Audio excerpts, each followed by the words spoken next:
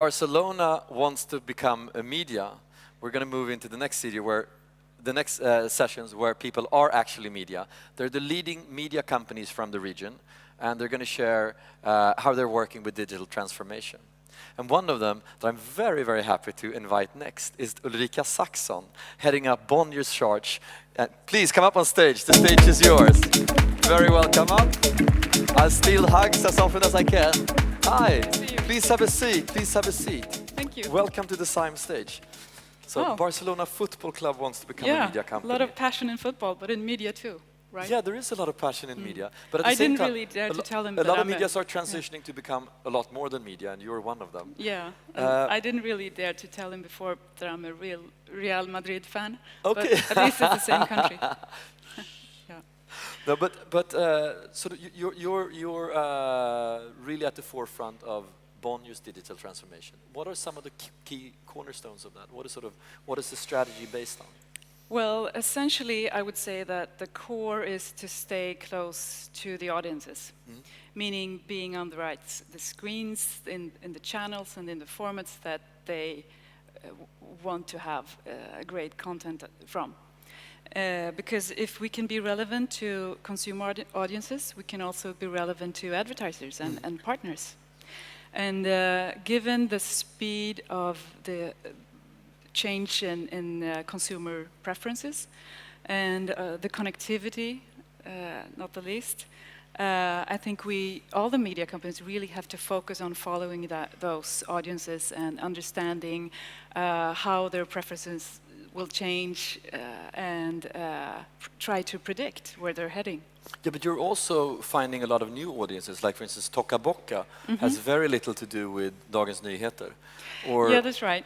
Toca Boca, you probably play it all the time. It's a children's game platform that is just growing everywhere, and everywhere I go, people talk to me about Toca Boca. You should try the hair salon app. The hair salon, yeah. How can something like that be created, and how does that fit into the overall strategy? Yeah, it's been an amazing journey for 2 years for Toca Boca. I mean, mentioned in the same context as Rovio, the figures are obviously still small, but we passed 50 million downloads last week, and it took off right in the evolution of the iOS universe. And I think that the key ingredients in that journey was there were two entrepreneurs who could really take an idea through execution and then leverage. And of course also the fact that the apps are language-less. So it was global from start. But you're traditionally, if I look from the outside at Bonnier, you've had very strong local kings and queens running their own kingdoms, and the internal competition has almost been more fierce than the external one. So sort of shared values, but very different decision making. How does that play in, or at least that might be a misconception? But yeah, in a way you could say that that is still true. It's a group of companies with very strong management teams and separate P&Ls and strategies, but yet at the same time, there's a central strategy and a number of collaborations that are logic and that take place in relevant fields like M&A and financials, like consumer insights, cross-marketing, big data, HR activities like job rotations, and I think that is really something that's changing. And in a way, you could say that Bonnier Growth Media is a sign of that, because we do drive a kind of central digital agenda, trying to find the new opportunities in the digital space. Yeah, because there are opportunities, obviously, we speak a lot about them during these 2 days, but there's also a lot of threats to the traditional business. I mean, internet has a tendency to make something that the users like more than the phone book, but that has a weaker business model than the phone book. Same thing with newspapers and some of the traditional media. How do you see, sort of, if you look at threats to the traditional media industry and opportunities, what would you say were the biggest threats, and what would you say were the biggest opportunities? For threats, I would say that not understanding the speed and the need for adapting products and business models quickly enough. That's one threat. Another one is underestimating competition. because competitors come from totally new areas and new regions where not very long ago media competition was played out in a local market. So say Dagens Industri would compete with Svenska Dagbladet Näringsliv.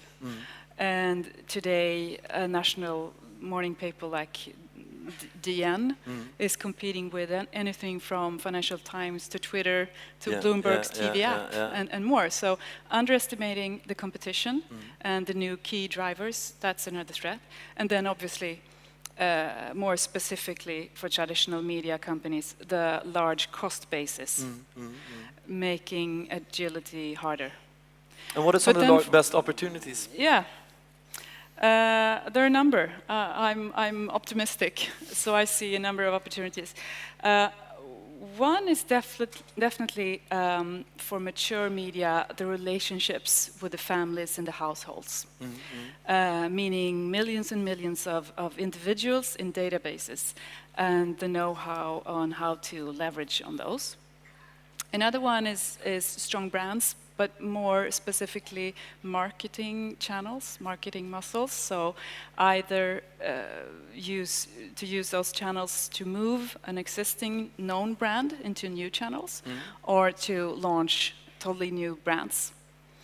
And then I think the quickly increasing connectivity is very, very interesting for a content provider because as Ericsson projected, in 7 years, there are going to be 50 billion objects connected on Earth. I think last year was half a billion. So it's really fast growing, and it's going to go from the obvious screen devices to cars, vehicles, into the homes and electronic devices and appliances and the wearables.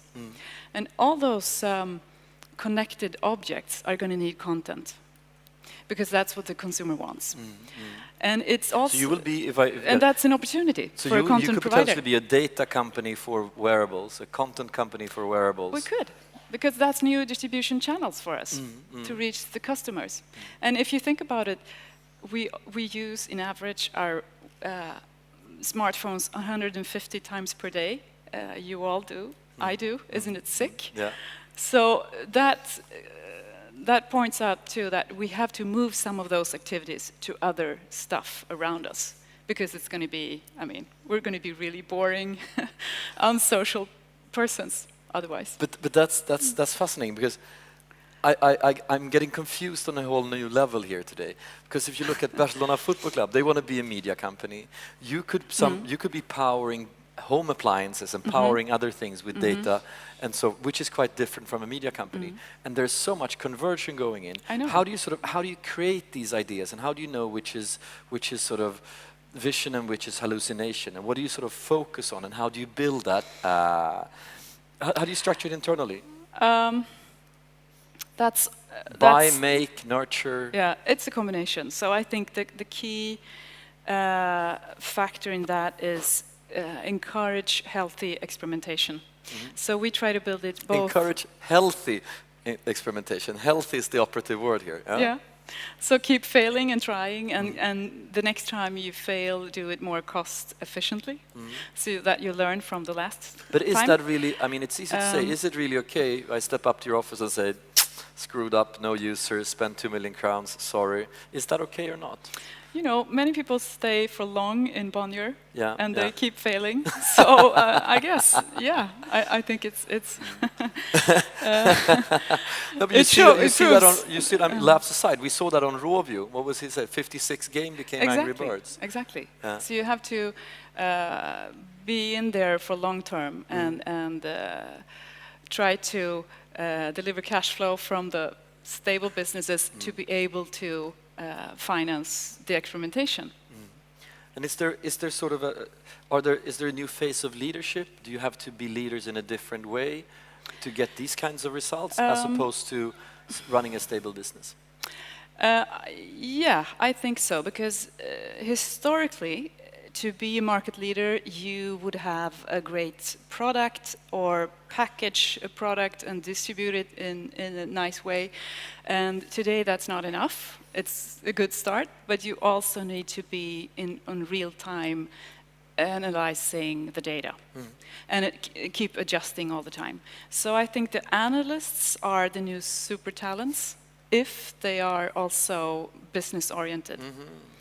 And I also think that being a leader or structuring an organization, you still need the strong individuals, the leaders, the entrepreneurs, but you specifically have to concentrate on going from idea to execution, because there's so many great ideas. But then to execute and to really build something from that, that's the whole game. And how do you see 10 years from now? Will you have a portfolio of lots of different ventures, or how do you see Bonnier evolving with the longer perspective? A longer perspective, you know, Bonnier's been around for 200 years, so I think the aim is in the next 100 years, and of course it's going to be totally different. Totally different. But so we plan for, let's say, 5 to 10 years ahead. And we are seeking opportunities in new markets. In Bonnier Growth Media this year, we made 4 acquisitions so far. One was the investment in United Screens. Stina was here earlier. Stina's new company. And then we made 1 acquisition in Sweden, 1 in Malta, and 1 in Canada. And we also moved 2 of our companies' head offices to US. So Toca Boca is in San Francisco and MagPlus is in New York. And we're trying to become a more globally spread so company. Regional doesn't really make sense in digital necessarily. It could be not necessarily anywhere where the opportunity we is. seek the scalable If somebody's sitting here and just like Didak want to sell one of his companies, this time to Bonnier, you know, what should they bear in mind? What kind of companies are you buying and looking for? We're looking for companies with strong ideas, obviously, strong managers, strong entrepreneurs, but preferably multiple revenue streams and some kind of clear roadmap to profitability. So that's where we may differ from other investors. We want to see some kind of profitability going forward, and we also seek ideas with multi-platform approach. So you can leverage your TV assets and your newspaper assets and your data assets and so forth. Okay. And what kind of talent, both in the companies that you're looking for, but also when you recruit? We discussed talent here, that talents want different things. How do you see, how do you look upon that from your perspective? Creativity, open-mindedness, curiosity, that's high on the profile descriptions. I seek people with a great inner motor, a high drive. So I can give them tons of interesting work to do. And then I ask questions and I listen and I try to bring in outside perspectives when they move forward and evaluate and build their businesses. But the digital transformation is never easy, and I've been through it quite a lot, both as an advisor to a lot of media companies, and we also owning one. We just sold Nöjesguiden, and that was my last newspaper this Monday. Congratulations! To Faye and the team, they're going to take it to the next level. It's been an interesting journey and a very good journey, but it's tough. It's tough to change. It's always tough to change, but digital transformation is extra tough. What are some of the mistakes you've done or seen in Bonnier that you could learn from or teach others? I think it often comes down to the focus.